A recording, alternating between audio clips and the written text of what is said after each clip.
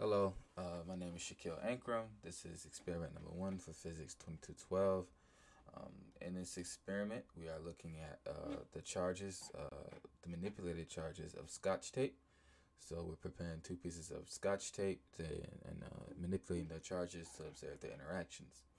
And after that, we will then compare our estimates with a computational model to estimate how much excess charge is on one piece of tape. For our assumptions, we're going to assume that there's none or slash negligible air resistance. Um, at least in one of the models, the tape is treated as a point charge, in which of course we know the charge will be evenly distributed. And we're also going to assume that the net charge is the same between each U tape. As far as key concepts are concerned, we have Coulomb's law, the force of gravity, and Newton's second law. I apologize for the misspelling there. For the results, we've seen that the U-tapes repelled each other. The manipulated U-tapes repelled each other when held against each other. They acquired a positive charge and were attracted to negatively charged objects. And that the charge on each piece of U-tape was 1.4 e to the negative 8.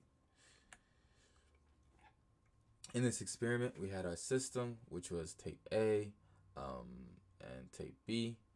Tape B was the U-tape, tape A is the regular tape, and then of course the surroundings was everything else. Initial conditions, we had an electric charge of 0.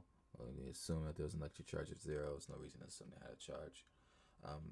For the process of the experiment, the U-tape will be stuck to another piece of tape and then ripped off to create a positive charge. And in doing this, we wanted to make sure that we kept our fingers near the ends to try to not disturb the tape as much as possible and to try to keep everything consistent. We can declare whether or not the tape has a positive charge by whether or not it's attracted to our hand, because our hand should have a negative charge. And then also not just our hand, but other pieces of tape as well that haven't been manipulated, because those should be positively charged. And so if we bring it to the manipulated tape, they should repel each other. In this experiment, these are initial conditions: the length of the tape, the mass, the distance, and I calculated force. So I calculated gravitational force, which was 0.02 newtons. The electric force, which should be the same as the gravitational force of 0.002 newtons. And then I calculated estimated electric charge. For my model, I basically just used the formulas mentioned earlier to calculate the model. As you can see, the charge on the from the model, from the point charge, was close to my estimate.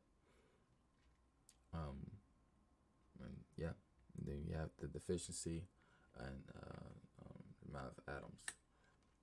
For the second model, it was a little harder to get the code and whatever. But I mean, this model is going to be more accurate just because it's not a point mass. It's treating the system more as it would in real life, whereas the force is spread out across the entirety of the tape. Of course, it's still not 100% accurate, but it's more closer to reality than the point mass model. So what if electrons are negatively charged and protons are positively charged? What if the signs of their charges were reversed? What would change about the observations you made with the tape and other charged objects? Nothing would change, because even if you reverse the charges, the rules of the charges, like repelling and opposites repelling, and opposites attracting, same sides repelling, will remain the same. So the tape will be losing protons instead of electrons in this case, but the deficiency would produce the same result.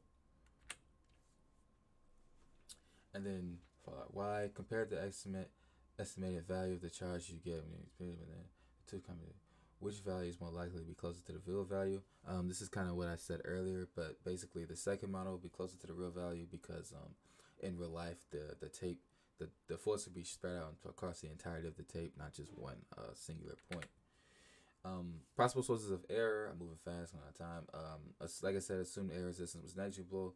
Humidity and other discrepancies could have influenced the outcome. Results: like charges repel. Electrons can be lost to create net positive objects.